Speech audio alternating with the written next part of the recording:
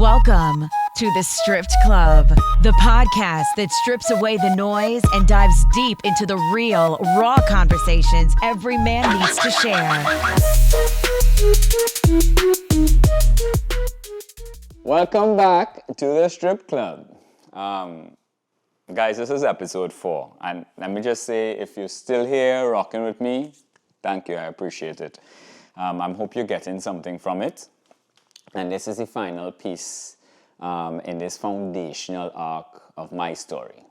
So far you've heard about my relationship with my father, how I left everything behind at 17 to chase the American dream, how I found myself trapped in a marriage that looked solid on the outside but slowly crushed me on the inside.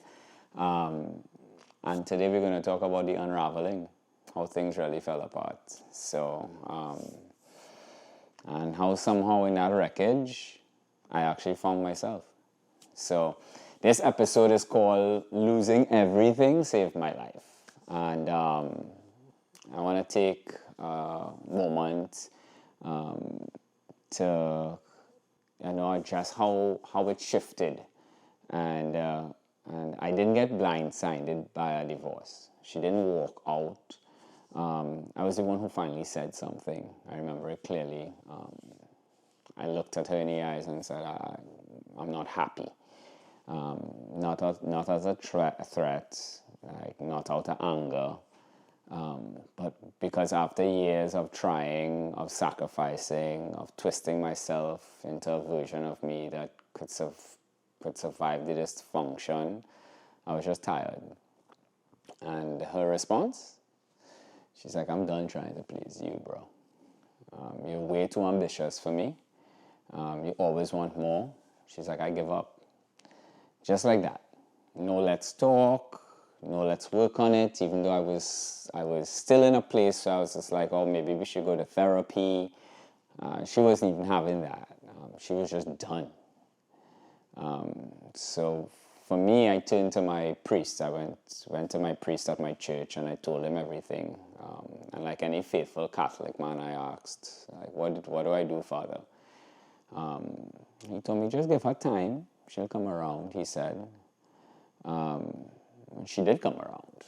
And that's when it really hit me. Maybe she's already moved on.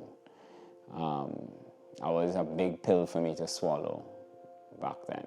And realized that I also contributed a lot over the years to her getting to that place. But yeah, truth be told, it wasn't the first time that I felt like this, because there had been signs in the past. When I would find things out, I would always just chalk it up to poor judgment. But I always gave her the benefit of the doubt. But this time it was different.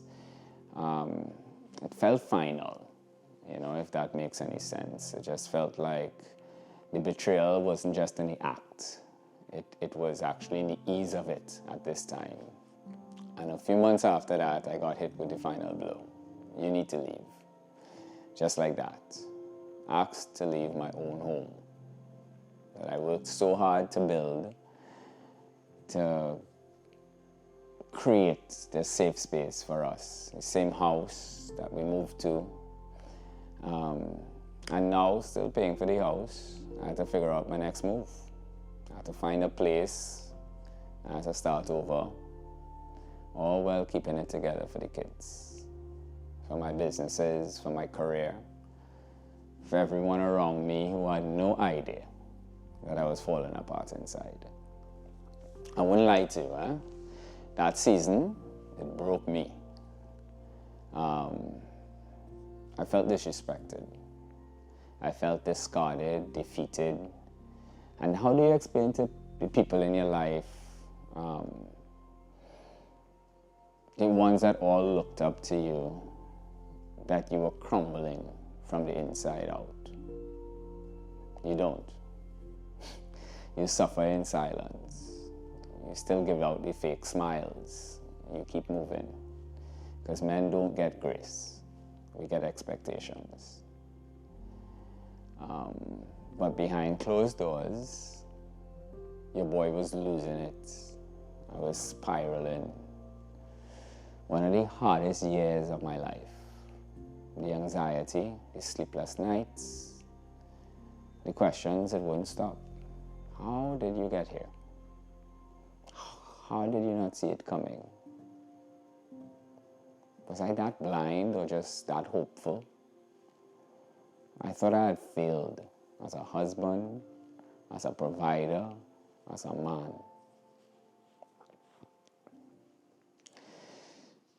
But over time, through prayer, a lot of prayer, through solitude, which I truly appreciate now, and through facing my pain head-on, I started realizing something. What I lost was never mine to keep.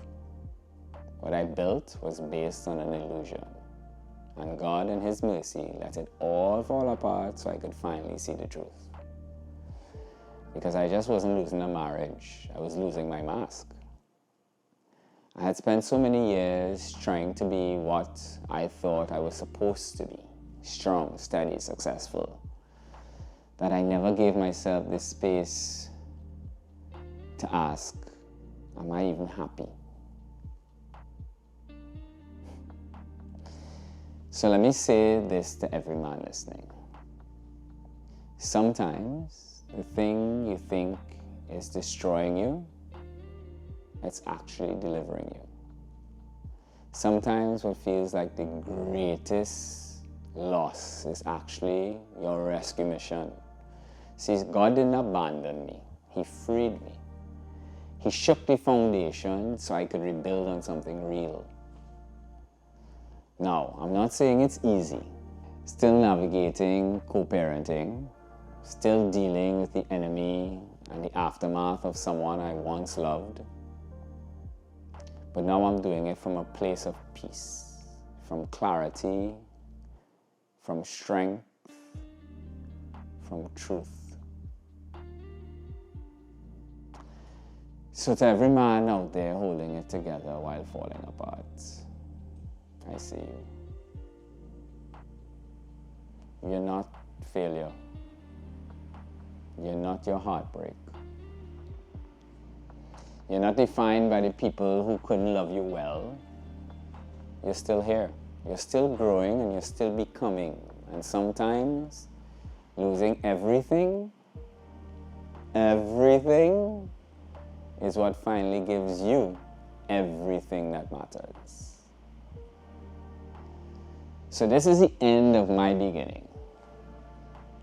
This is where the strip club truly begins. Because now that the story is out, we can make room for yours.